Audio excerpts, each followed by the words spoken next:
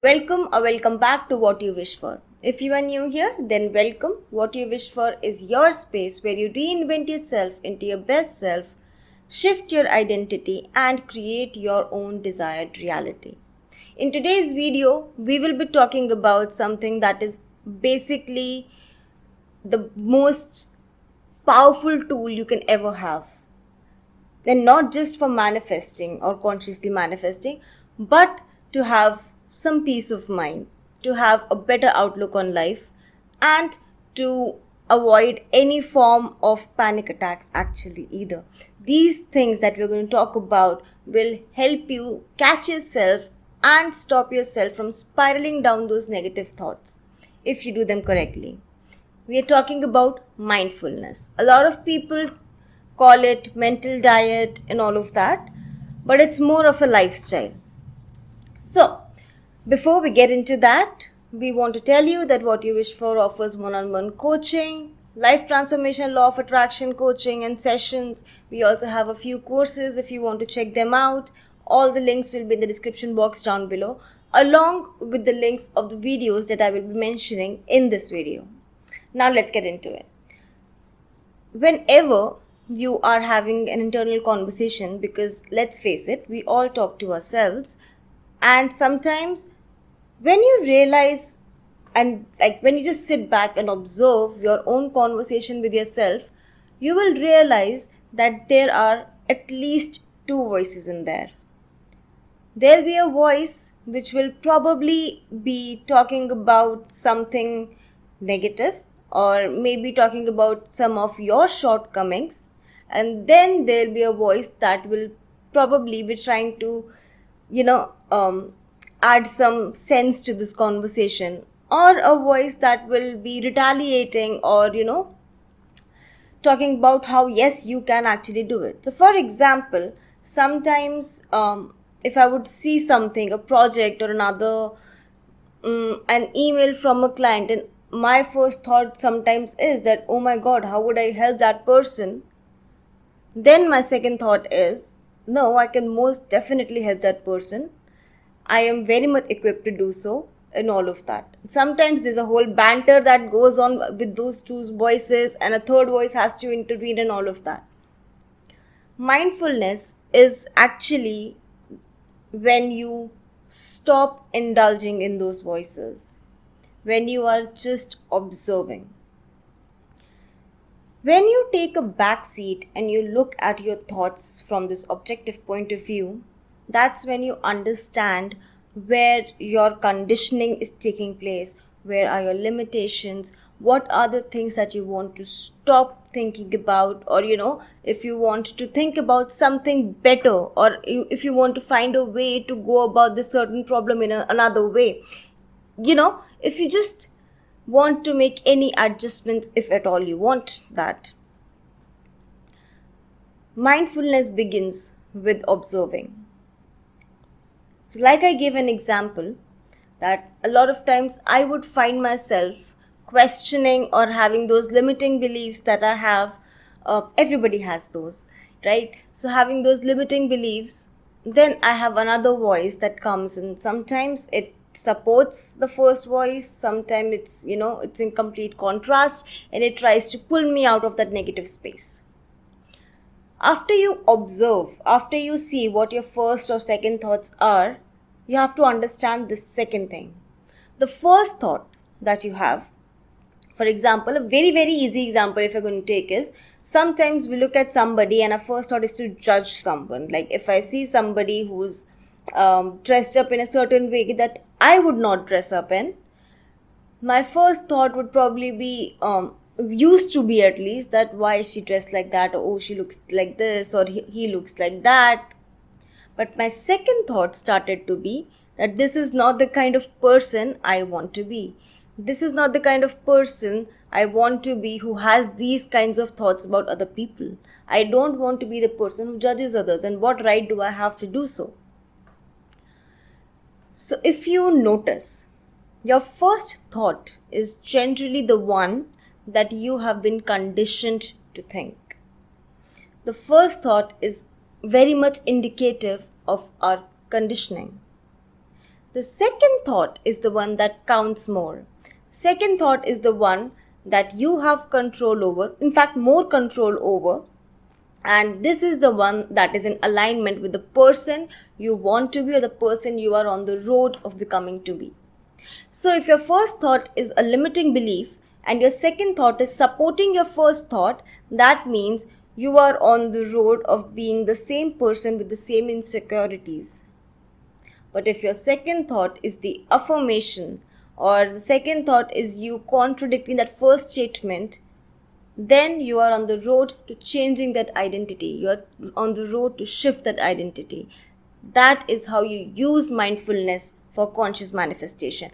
Please keep that in mind, that we are not using any of these tools or techniques that we are saying for manifesting a law of attraction, because those are always working. You're always manifesting, law of attraction is always working. You are using these tools to consciously manifest something. When you want your thought process to consciously attract something, unconsciously we're doing it all the time. And mindfulness will help you become that person that you don't even have to put in conscious efforts to, manifest something that you want. Because that is how mindfulness works. Once you have this, you have trained your thoughts, you have programmed yourself to think in the way that is beneficial to you, to think and act in ways that is going to attract things to you, obviously you will be you'll have a very easy time in manifesting anything that you want. I hope I'm making sense over here. So, to begin with, we have talked about how we have more than two voices. So, it's not just that one voice and this is how we are, etc., etc. No, we are multi-dimensional beings with so many personalities in one. Then we talked about how we can use those first thought and second thought and all of that to become the person that we want to be. The second thought is the one you have more control over, and once those second thoughts start becoming those first thoughts, voila, you have successfully become that person you've been wanting to be. You have successfully shifted your identity. Mindfulness is not just about manifesting, right? It's also about having a different sort of outlook in life. So we are going to do this 21 days journey in which we are going to just do a couple of things every single day. And if these work in any way in improving your life or manifesting something that you've been wanting, well then let us know in the comment section. So things that you have to do. Number 1, appreciation. We have been conditioned to complain a lot and to want more. And obviously that's how this consumerism and capitalism would work. If we won't want more things, if we won't, demand more things, what will they do with the supplies? So what do we have to do? Appreciation. Whatever we have, we know we have so many things in life, including the gadget that you're watching this video on, including the fact that you can comprehend what I'm trying to say here, you can understand what I'm saying here. A lot of things. You have multitude of things that you can be grateful for and appreciate.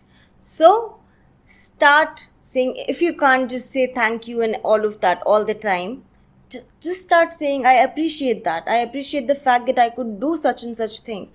I appreciate the fact that I have a roof over my head. I appreciate the fact that I have a family to go back to.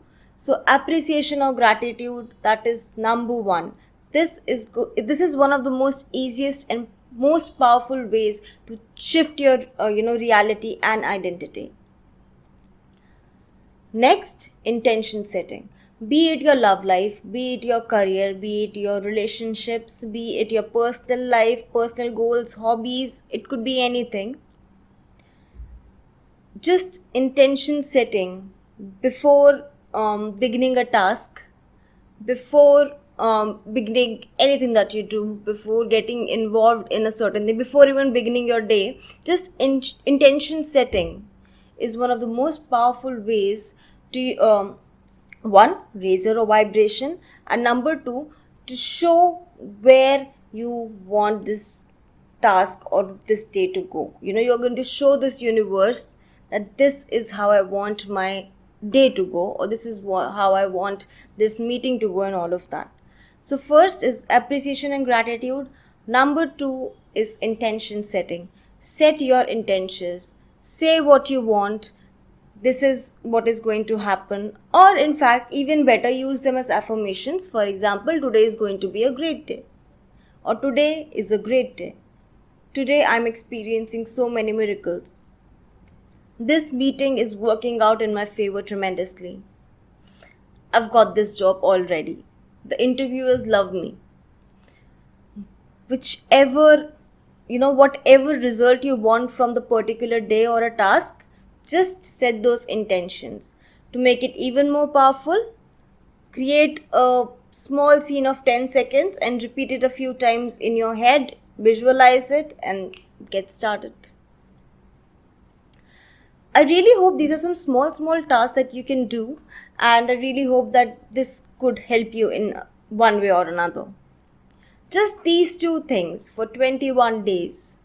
Just try these 2 things and you will see what amazing changes that simple steps that you take can make in your life. Mindfulness is very easy, but at the same time very difficult, because you have to make sure that you are not letting yourself spiral down the negative road. The third thing that we can do is affirmations. Affirmations are a huge part of mindfulness because they will direct you in the direction that you want to actually go in and be the person you want to become. Right? So, whenever you catch yourself in the act of saying something negative or, indulging in your limiting beliefs, that is when you can counter them with affirmations. A lot of people have this huge elaborate manifestation morning and night routines, but the rest of the day they indulge in those limiting beliefs, they indulge in those negative thoughts without being mindful, and that just negates whatever you have done in morning and night. So mindfulness is a 24/7 kind of a thing. Yes, it can be difficult, but at the same time it is going to give you such amazing results. Just try them for 21 days. These 3 things, it's not going to take much. Try them, and if you have any success or any changes that you see, then please leave them in the comment section down below. We would love to hear from you. We would love to hear your stories, what you've been wishing for. We would love to hear your suggestions and feedback.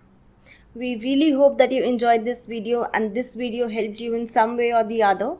Thank you for tuning in. If you like the video, please like the video, subscribe to the channel, and share it with your loved ones if that's what you want. Thank you so much for showing your support. Thank you for tuning in. We really hope this helped.